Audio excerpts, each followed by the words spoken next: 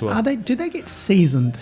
Do they get Yeah, I think they definitely change. If it's a negative or positive, I'm not really sure. And that's really up for debate. A lot of horn players hate vintage horns and the way they play because they lose compression. So I can actually describe that with this. So if I pull this thing out, you'll hear a popping sound. Hopefully, that means there's some compression.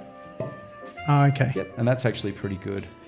But when I put it in, the fact that it doesn't push back means that the compression or the air is somehow escaping through there, so it means it's losing it slightly through its age. Right.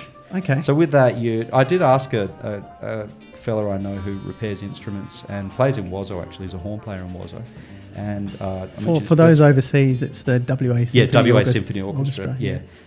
Rob Gladstone's is his name, and he described it to me and said, well, you get more of a fluffy sound through that. So I think that's one of the kind of major issues with playing these vintage horns is the notes can...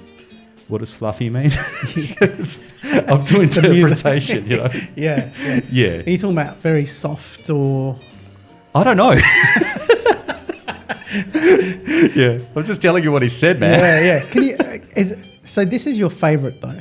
This is what you play. Yeah. This is for a number of reasons. It's. I will start though by contradicting myself and saying it is not my most playable horn.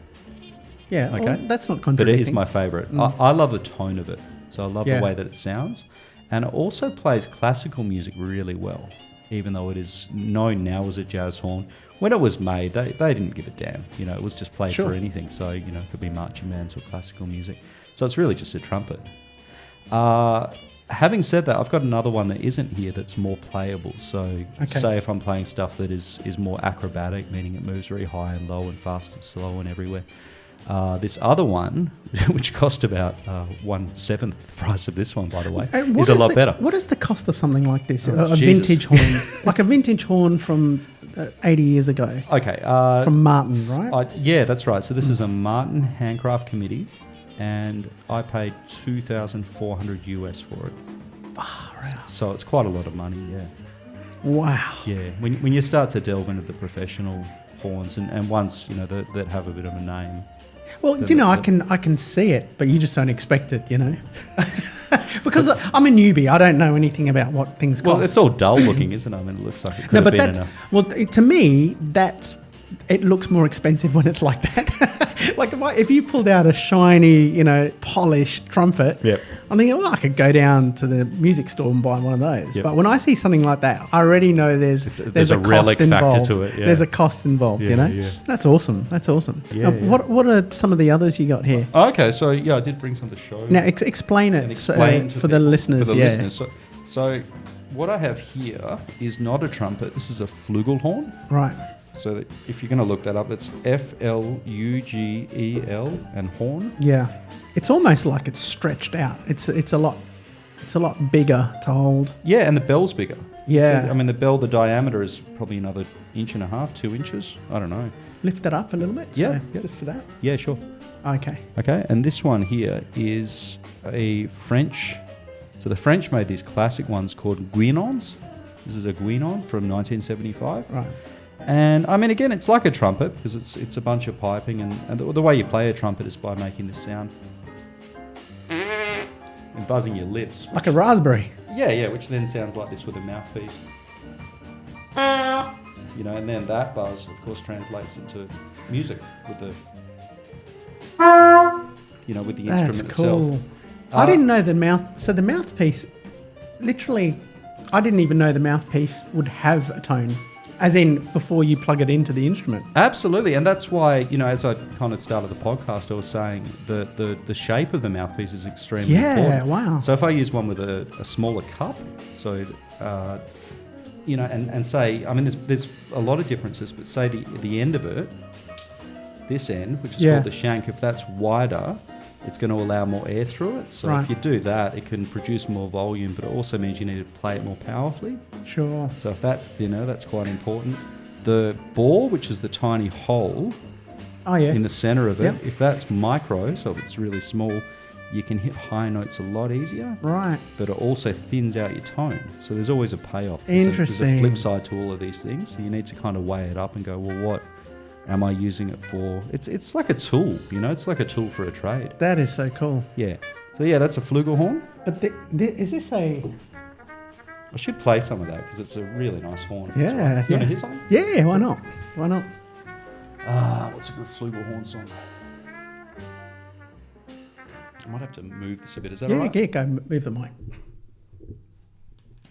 I'll just take this off a bit so I can hear Sure. myself.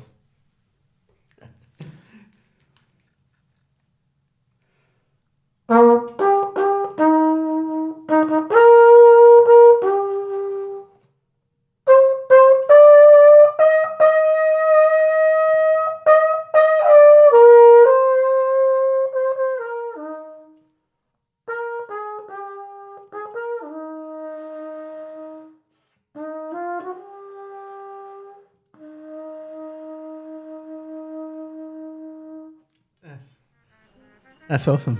Yeah, it does have a nice fluffy. This one probably does have some leaks in it, actually, but yeah, I mean, a flugelhorn does that. That's the whole point. Is it plays this kind of mellow, romantic kind of.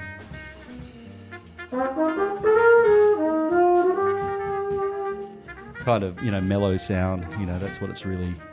That's so nice. Made to be able to do. So it's for the love songs. It's for the ballads. I mean, trumpets play it as well, but yeah, this is kind of, you know, if you're slowing down and you're doing something sentimental and people are dancing, this is the horn.